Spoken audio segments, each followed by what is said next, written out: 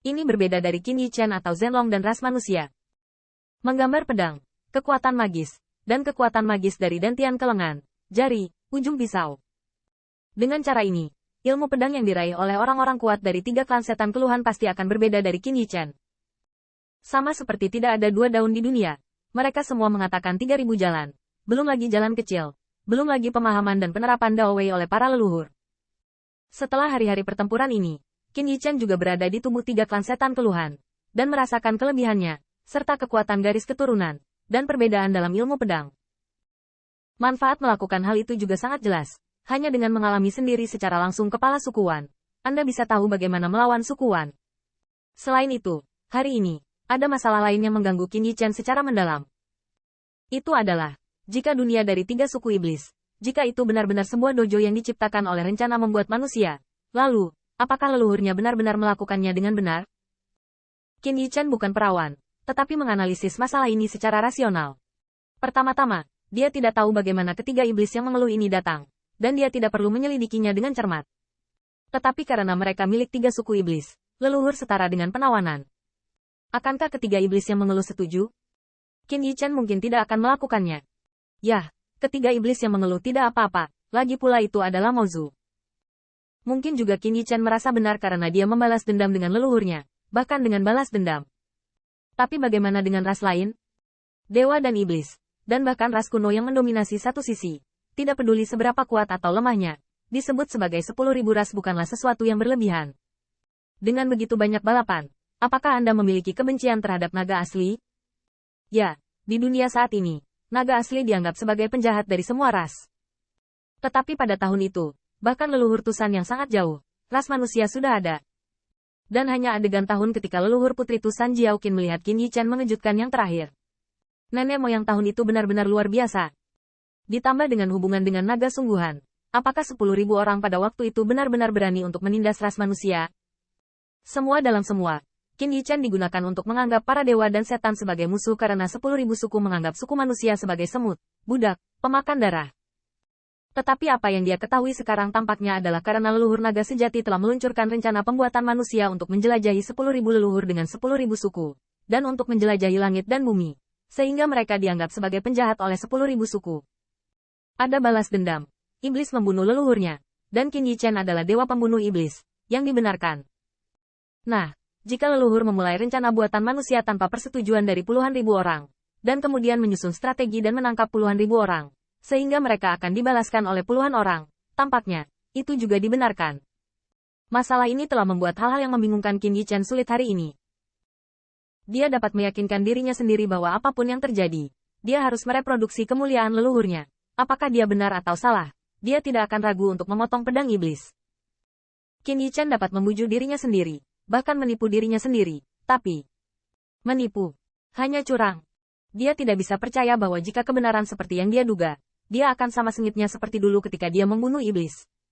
Pisaunya harus tumpul. Qin Yichen tidak bisa menipu dirinya sendiri. Mungkin, itu adalah masa lalu yang dia tahu sekarang, tetapi hanya puncak gunung es.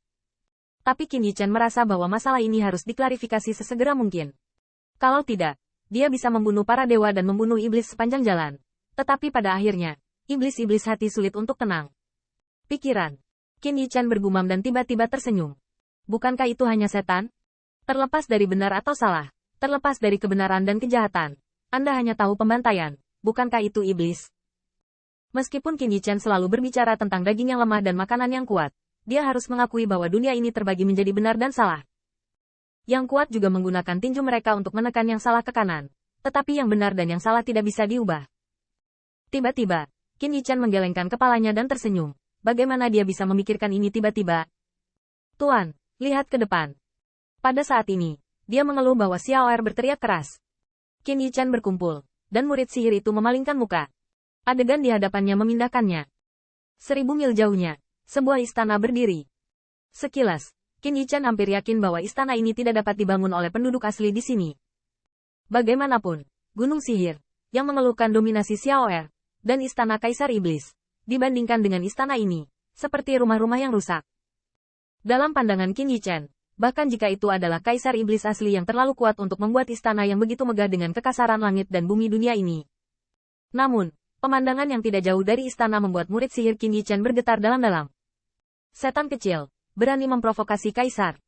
Saya melihat seorang iblis kaisar yang tingginya 10 kaki, dan setiap langkahnya membuat gempa bumi bergetar.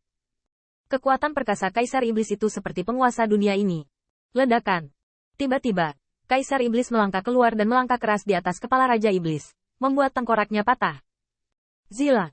Api menyembur dari mulut dan hidung iblis, tetapi mereka dihancurkan oleh kaisar iblis dengan kekuatannya yang besar. Api. Dari mana asalmu? Kenapa apimu bisa begitu panas? Jika kaisar tidak melawan dengan kekuatan sihir, itu akan melukai kulit kaisar. Serahkan api. Kaisar iblis mengancam. Mowei berguling, dan di sekitarnya, saya tidak tahu berapa banyak 3 iblis yang mengeluh. Sepertinya mengagumi betapa kuatnya tuan mereka. Mozu, angkat kakimu. Di kaki kaisar keluhan setan keluhan. Ada raungan kemarahan yang tidak mau dan marah. Mozu, apakah kamu tahu siapa aku? Aku Raja Tusan. Kamu menunggu kakakku.